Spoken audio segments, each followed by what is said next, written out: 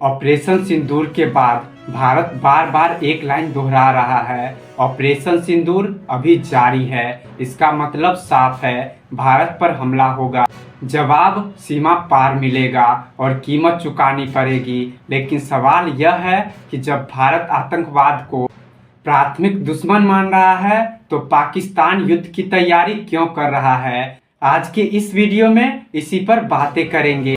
पहलगाम आतंकी हमले के बाद भारत और पाकिस्तान के समीकरण बदले।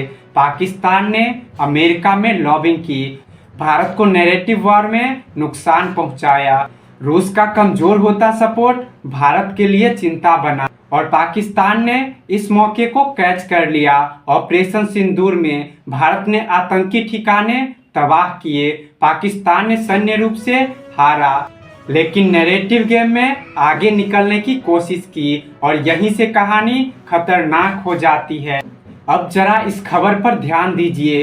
पिछले 12 घंटों में पाकिस्तान से सस्पेक्टेड ड्रोन एलओसी पार करते हुए देखे गए और लोकेशन इसका था पुंछ, राजौरी, सांबा और नौशेरा सेक्टर। भारतीय सेना ने फायरिंग की, कुछ ड्रोन गिराए, कुछ को वापस भगाने पर मजबूर किया। लोकल लोगों ने कहा ड्रोन देखे गए, हम बंकरों में छुप गए। याद रखिए, आज युद्ध सिर्फ टैंक से नहीं, drone plus missile plus satellite से लड़ा जाता है और यही हमने ऑपरेशन सिंदूर में देखा था।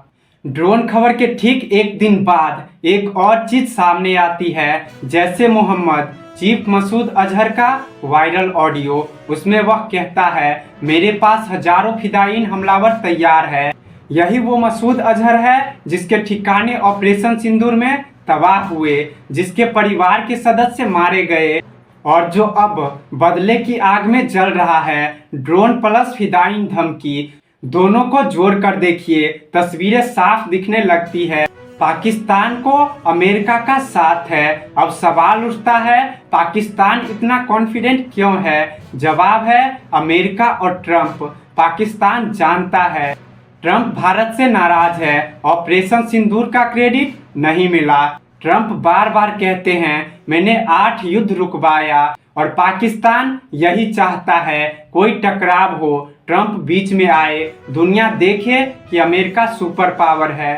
7 मई से 10 मई के बीच पाकिस्तान ने 60 बार कॉल करने की कोशिश की। हेडलाइन थी समहाउ स्टॉप इंडिया और पाकिस्तान ने $5 मिलियन खर्च किया लॉबिंग पे। ट्रंप सिस्टम को खरीदा, रेयर मिनरल्स का ऑफर दिया, यानी भारत से बचाओ बदले में सब ले जाओ। दोस्तों, पाकिस्तान का मल्टी फ्रंट प्लान समझिए। अब जरा चारों दिशाओं में देखिए। बांग्लादेश में JF-17 फाइटर जेट ऑफर किया गया, डिफेंस पैक्ट की बातें हुई, कट्टरपंथियों को खुली छूट मिली। नेपाल में भारत बॉर्डर से 7 किलोमीटर के अंदर 250 प्लस मदरसे पाकिस्तान की मदद से निर्माण हुआ और चीन का JF-17 project, narrative support plus तुर्की एंड सऊदी अरब, डिफेंस पैक्ट, न्यूक्लियर शील्ड का इशारा।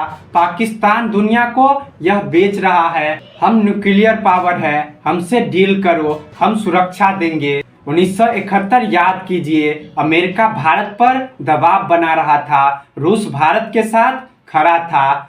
आज रूस यूक्रेन में फंसा है, सीरिया, आर्मेनिया, वेनेजुएला में फेल। भारत को वो साइकोलॉजिकल सपोर्ट नहीं और यही पाकिस्तान की उम्मीद है। इस बार भारत अकेला है, लेकिन पाकिस्तान भूल रहा है। ड्रोन गिराए जा रहे हैं, बॉर्डर एरिया में बंकर बना हुआ है, आम नागरिकों को ट्रेनिंग दी गई है। सेना की एंट्री, ड्रोन डील और नेवी की बांग्लादेश के पास प्रेजेंस।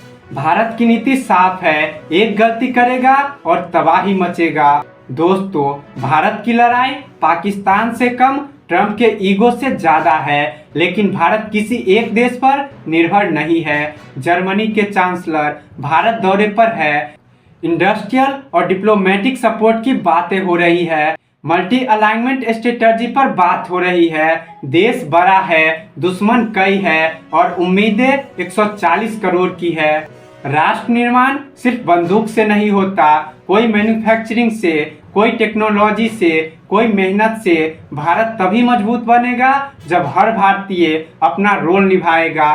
अगर आप हमारे बातों से सहमत हैं तो वीडियो को लाइक करें, शेयर करें और सब्सक्राइब करना बिल्कुल ना भूलें। और आप इस घटना पर क्या सोचते हैं, अपनी राय कमेंट में जरूर लिखें।